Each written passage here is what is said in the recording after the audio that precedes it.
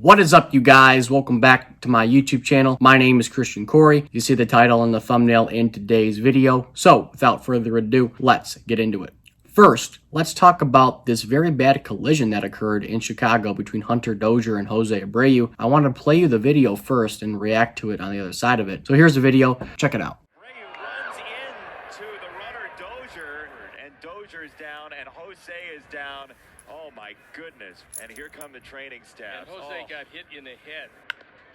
So you saw the video right there. Very, very scary injury and situation that occurred with the collision of Hunter Dozier and José Abreu on a pop fly by Hunter Dozier in the middle infield. Here's the updates to both of these guys' injury statuses. It says, Abreu is day-to-day after leaving the game with a facial contusion and laceration, as well as a bruised left knee.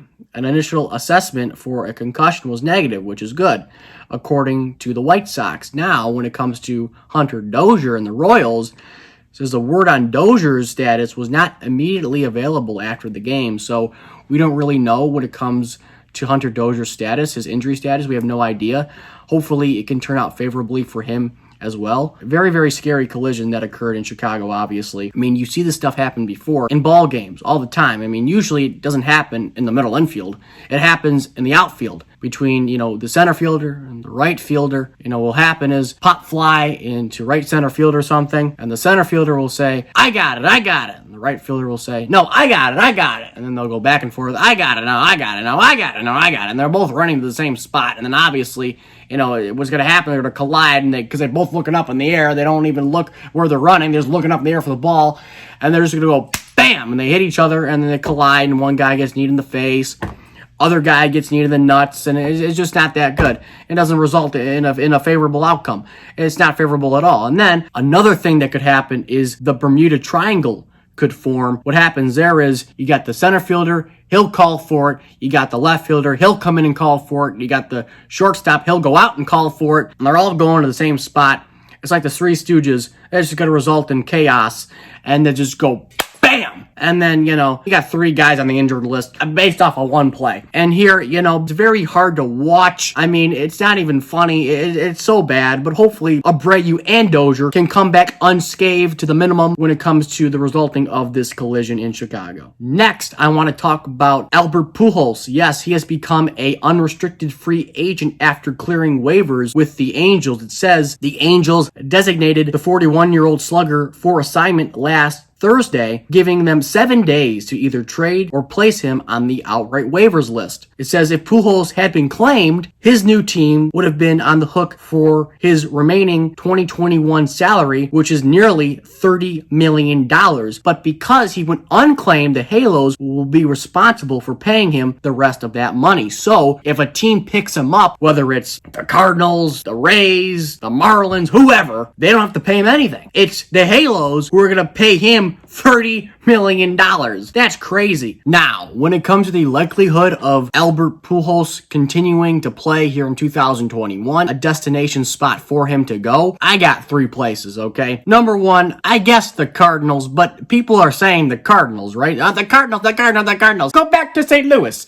Meet me in St. Louis. Albert, meet me in St. Louis. No, I don't think that's going to be a possibility, but it could be. They're saying this because they want to reunite Pujols, Wainwright, and Molina. Have one last hurrah. But my logical thinking is like, why in the heck do the Cardinals want to pick up a 41-year-old first baseman who can't play first base? He really can't hit that well. He can't defend. Why would you want to pick up this guy? And they have a first baseman already in Paul Goldschmidt. Why would you want to pick up a 41-year-old slugger to go play first base for you who hasn't played first base consistently in like 3 years? It's not like they can put him in a DH spot. They don't have a DH in the National League, so him going back to St. Louis or any National League club for that matter, to me, it's unrealistic. I understand, it's cute, it's fuzzy, it'd be a good idea, but I don't see him going back to St. Louis. But I think that Albert Pujols could go to a team in the American League, knock, knock, knock, Tampa Bay Rays. Why? Well, because look at it. They have Yandy Diaz at first base. They have some guy named Kevin Paldo, I've never even heard of, and Mike Brasso. Now, a lot of first basemen, but they have the luxury of the DH. I could see Albert Pujols playing in Tampa Bay. That would be a sight. Could you imagine Albert Pujols playing in St. Pete? It would be the best for all parties. Think about it. A bandbox in the AL East. Never played in the AL East. You got ballparks like Tropicana, Tampa Bay. Orioles, Camden Yards. Yankees, Yankee Stadium. Red Sox, Fenway. The small ballparks in that AL East would be very, very welcoming to a guy like Albert Pujols. Also, you could sell a lot of tickets if you're the Rays. Signing a guy like this on a one-year deal, I mean, that would be great for a marketing scheme. He could sell tickets for you maybe. He'd be entertaining. He'd hit home runs. He'd be productive. I mean, you're not looking for him to hit 30 home runs, but I mean, he gets fans to show up to the ballpark. I mean, that's great. And you can help him out to win a little bit. Have him be a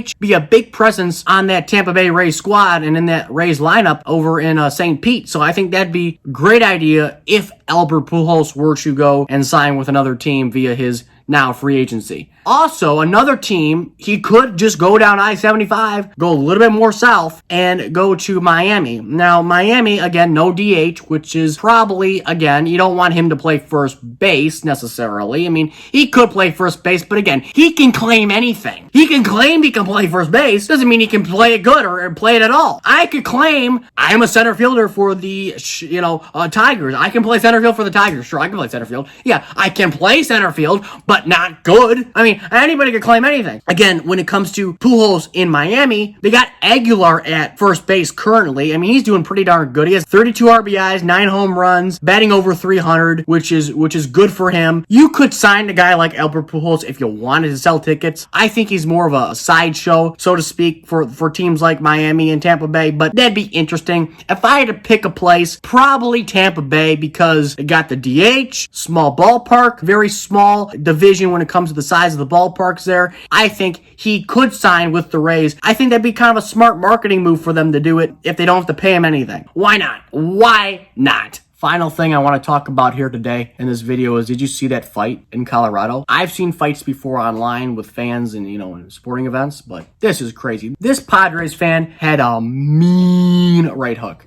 This punch, this single slug, is right up there with Ruben Odor and Jose Bautista. That was better than the Ruben Odor punch. Obviously, you hate to see it. I mean, the guy's an idiot. But just off a pure fighting standpoint and a pure entertainment factor, that was entertaining. This poor Rockies fan just got his lights out. I mean, just night.